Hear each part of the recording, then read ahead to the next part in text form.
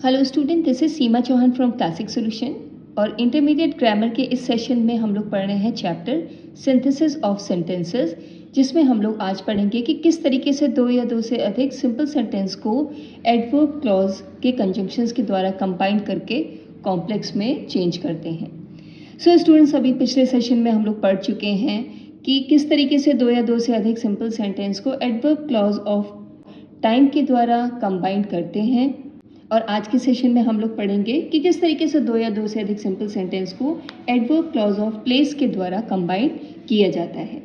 तो before proceeding I want to give you a reminder कि अगर आप लोगों ने अभी प्रीवियस वीडियो ना देखा हो तो आप लोग उसे एक बार देख लीजिए।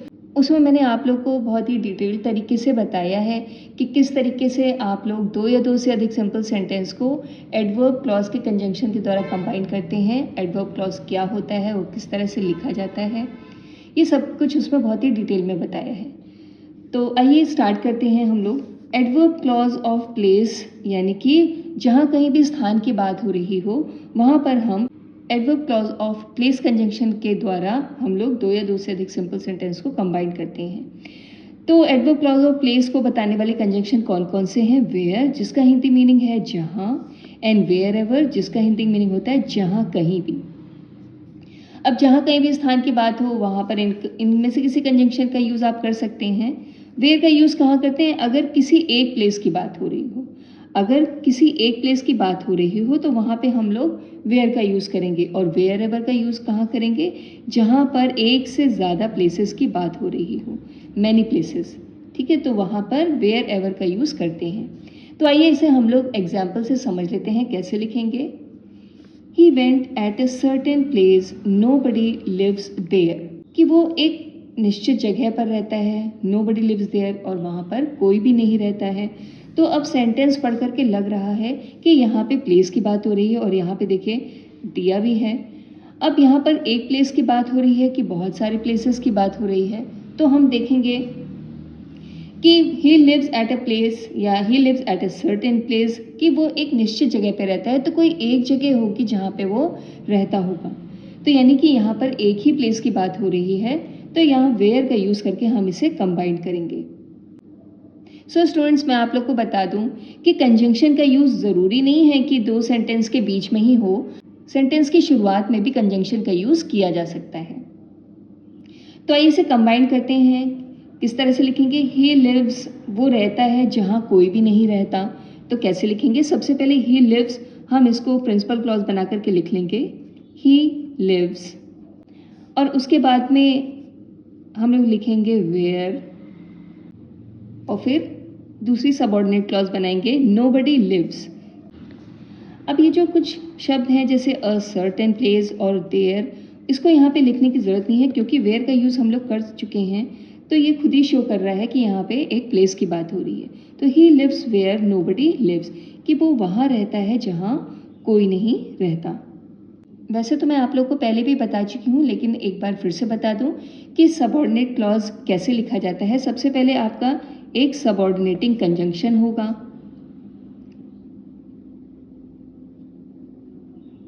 उसके बाद में सब्जेक्ट लिखा जाएगा और फिर वर्ब होती है। उसके बाद में अगर अदर वर्ड्स होंगे तो वो भी वहाँ लिख लिए जाते हैं। फिर एक सब्जेक्ट होगा और वहाँ पर वर्ब होगी। तो इस तरह से आपके सबऑर्डिनेट क्लॉज बनाई जाती है। आइए दूसरा सेंटेंस देख लेते हैं। Nehru ji went to many places, he was welcome everywhere. तो नेहरू जी बहुत सारे स्थानों पर गए और हर जगह उनका स्वागत होता था। तो अब यहाँ पर मैनी प्लेसेस यानी बहुत सारी जगहों की बात हो रही है, तो हम वेयर एवर का यहाँ पर यूज़ करेंगे।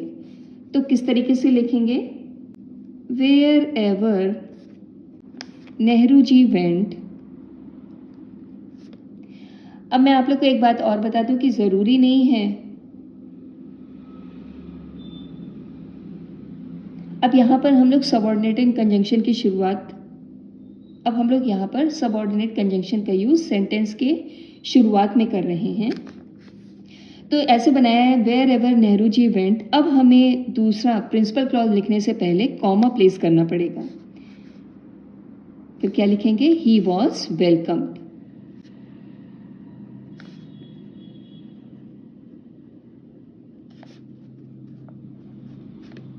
अब यहाँ पर एवरीवेयर और मैनी प्लेसेस लिखने की ज़रूरत नहीं है क्योंकि हम लोग यहाँ पे वेयर एवर लिख चुके हैं। तो जो अननेसेसरी वर्ड्स होते हैं जिनकी ज़रूरत नहीं है कंबाइन करते समय, उन्हें हटा दिया जाता है। तो wherever Nehru ji went, जहाँ कहीं भी नेहरू जी जाते थे, ही वॉज वेलकम, उनका स्वागत होता था। अब इसी सेंटेंस को हम लोग दूसरी तरह से भी लिख सकते हैं, मतलब हम लोग इस वाले सेंटेंस को प्रिंसिपल क्लॉज बना करके लिख सकते हैं। तो he was welcome wherever he went. अब यहाँ पर तो ही लिखा है, लेकिन हम लोग सबसे पहले क्या करेंगे, यहाँ पे नाउन लिखेंगे। जैसे कि आप लोग जानते हैं कि सबसे पहले नाउन लिखा जाता है, उसके बाद में उसके लिए प्रोनाउन का यूज़ किया जाता है। तो ही की जगह अब हम क्या लिखेंगे, नेहरू जी। Nehru ji was welcomed. अब हम लोग यहाँ पे लिखेंगे वेयर एवर। अब उसके बाद में हम लोग इस वाले सेंटेंस को सबऑर्डिनेट क्लॉज बना के लिख लेंगे।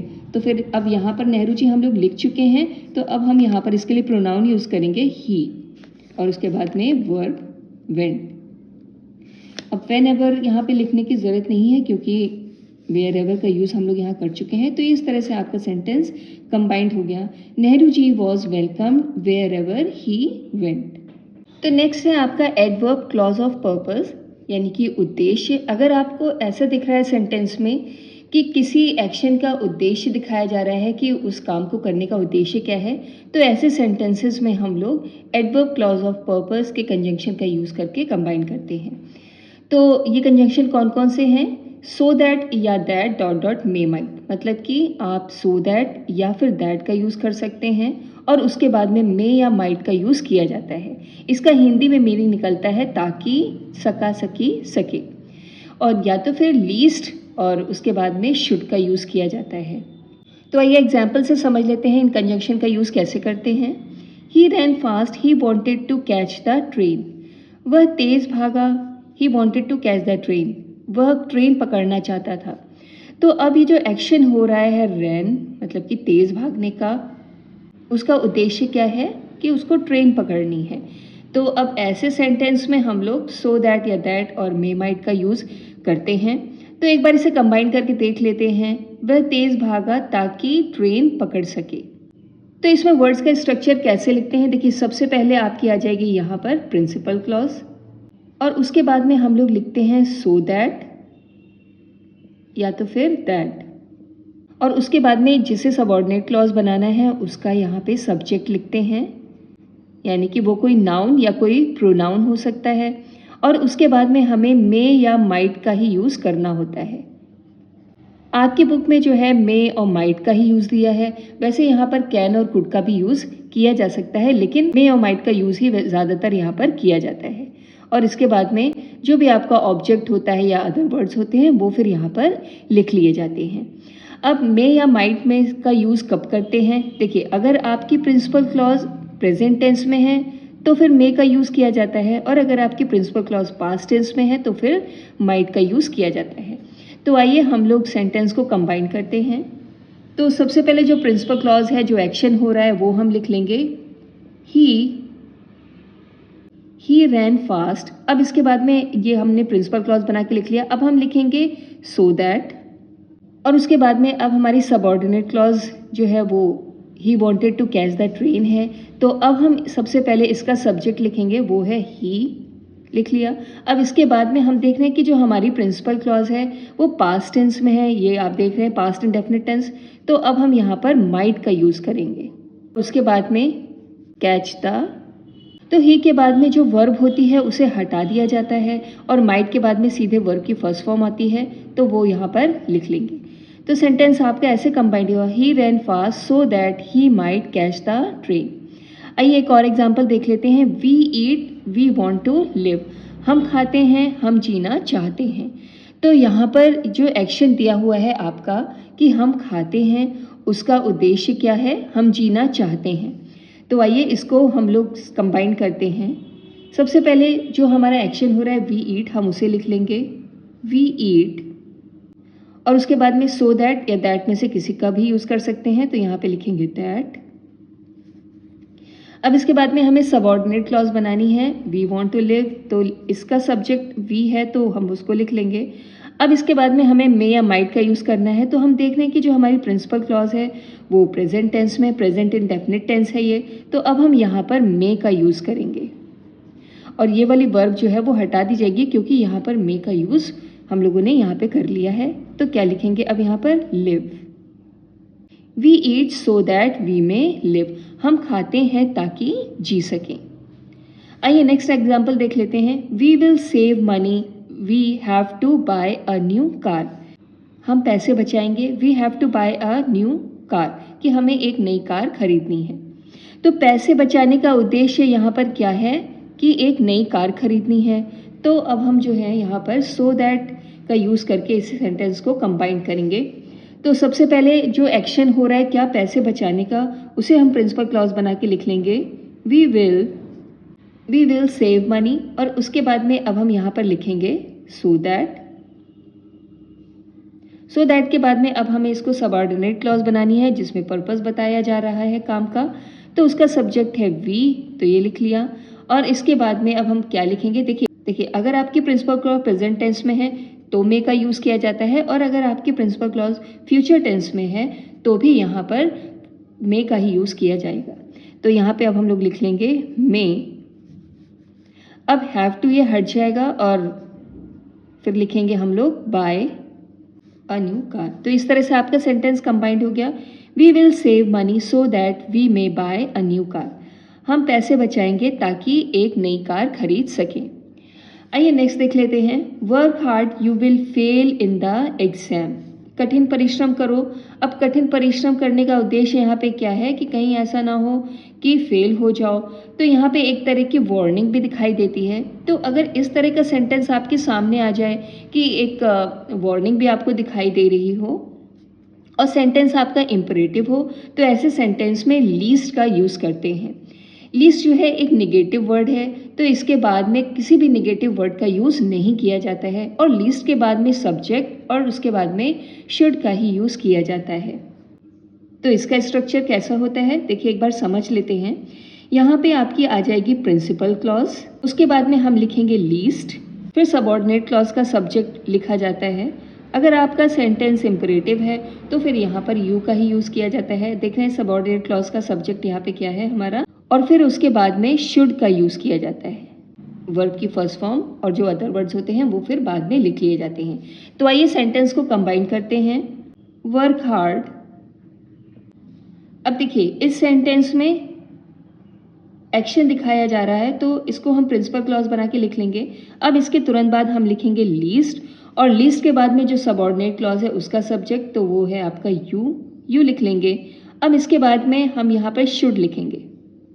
अब विल हट जाएगा क्योंकि यहाँ पर हम शुड लिख चुके हैं। फिर आपकी मेन वर्ब फेल, और फिर जो भी अदर वर्ड्स होते हैं वो लिख लिए जाते हैं। तो इस तरह से आपका सेंटेंस कंबाइंड हो गया। Work hard least you should fail in the examination, कठिन परिश्रम करो कहीं ऐसा ना हो कि तुम एग्जाम में फेल हो जाओ। नेक्स्ट है आपका एडवर्ब क्लॉज ऑफ रीज़न। अगर आपके सेंटेंस में किसी एक्शन का कोई रीज़न, कोई कारण दिखाया जा रहा हो तो फिर हम लोग एडवर्ब क्लॉज ऑफ रीज़न का यूज़ करते हैं। तो एडवर्ब क्लॉज ऑफ रीज़न को दिखाने वाले कंजंक्शंस कौन कौन से हैं? ये है आपका बिकॉज क्योंकि, सिंस चूँकि, एज क्योंकि, या फिर जैसे कि। तो ये सारे कंजंक्शंस जो हैं वो रीज़न दिखाते हैं। आइए एग्जाम्पल से समझ लेते हैं कि इसका यूज़ कैसे करते हैं। She could not attend the class, she was ill. वह क्लास अटेंड नहीं कर सकी। क्यों नहीं कर सकी, क्या कारण था? शी वॉज इल, क्योंकि वो बीमार थी। ठीक है, तो ऐसे सेंटेंस में हम लोग क्या करेंगे, बिकॉज का यूज़ करेंगे। तो सबसे पहले हम लोग स्टेटमेंट लिख लेंगे यहाँ पर शी। तो पहले हमने यहाँ पर स्टेटमेंट लिख लिया, she could not attend the class, और इसके बाद में हम लोग कंजंक्शन के यूज़ करेंगे बिकॉज, और फिर उसके बाद में रीज़न दिखाएंगे शी वॉज इल।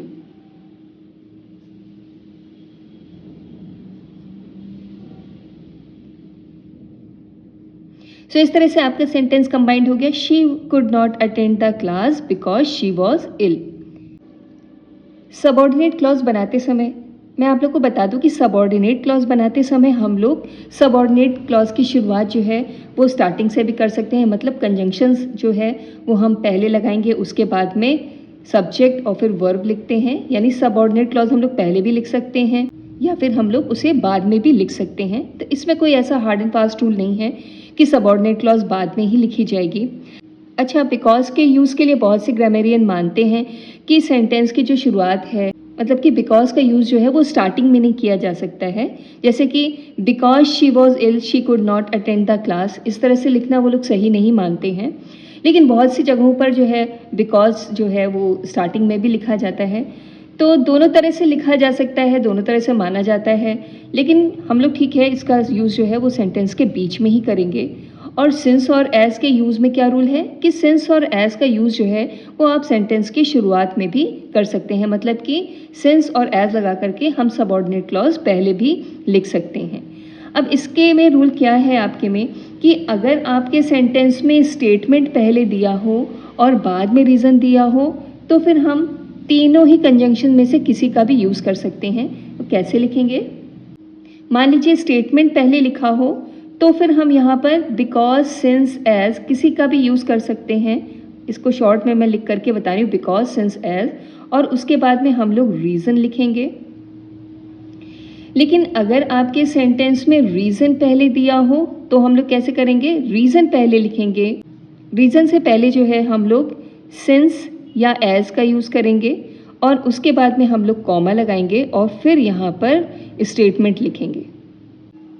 तो सेंटेंस को कंबाइन करते समय आप लोग थोड़ा सा ध्यान दीजिएगा। अगर रीज़न पहले दिया है तो फिर हम सिंस और एज का यूज़ करेंगे और रीज़न लिखेंगे और उसके बाद में कॉमा लगाएंगे और फिर स्टेटमेंट लिखेंगे, यानी कि हम लोग उसके बाद में प्रिंसिपल क्लॉज लिखेंगे। लेकिन अगर स्टेटमेंट पहले दिया है आपके सेंटेंस में तो बिकॉज, सिंस, एज का यूज़ हम सेंटेंस के बीच में करेंगे और उसके बाद में रीज़न लिखेंगे। तो दोनों ही तरीके से लिखा जा सकता है। अच्छा, आप लोग चाहें तो सेंटेंस का ऑर्डर इधर उधर भी कर सकते हैं, मतलब ये सेंटेंस आप इधर भी लिख सकते हैं और ये वाला उधर भी लिख सकते हैं। तो इसमें कोई ऐसा बहुत हार्ड एंड फास्ट रूल नहीं है, सेंटेंस का ऑर्डर आप लोग चेंज कर सकते हैं। आइए नेक्स्ट एग्जाम्पल देख लेते हैं। It is raining, we will have to cancel the match. अब यहाँ पे रीज़न पहले दिया है, इट इज़ रेनिंग, बारिश हो रही है, इसलिए हम लोगों को क्या करना पड़ेगा? मैच को कैंसिल करना पड़ेगा। तो इसको हम लोग सिंस या एज से बना सकते हैं, सिंस, या फिर हम एज भी यहाँ पे लिख लेंगे और उसके बाद में हम लोग लिखेंगे जो रीज़न दिया है वो सिंस इट इज़ रेनिंग। अब इसके बाद में प्रिंसिपल क्लॉज लिखने से पहले हम लोग यहाँ पे कॉमा लगाएंगे और अब लिखेंगे principal clause we will. So students, हम लोग इस तरीके से बिकॉज, सिंस और एज का यूज़ यहाँ पे कर सकते हैं। आई होप आप लोगों को ये बहुत अच्छे से समझ में आया होगा। So student, that's all for today. आज के सेशन में हम लोग ने adverb clause of purpose, adverb clause of reason and adverb clause of place को कवर किया है। बाकी के कंजंक्शंस जो हैं हम लोग नेक्स्ट वीडियो में कवर करेंगे। आई होप आप लोग को वीडियो बहुत अच्छे से समझ में आया हो। अगर आपको वीडियो पसंद आया हो तो please hit the like button और अपने फ्रेंड्स के साथ में इस वीडियो को ज़रूर शेयर कीजिएगा। And if you have any doubt और any query, do write in the comment section. चलिए मिलते हैं नेक्स्ट वीडियो में। Thank you so much for watching my video.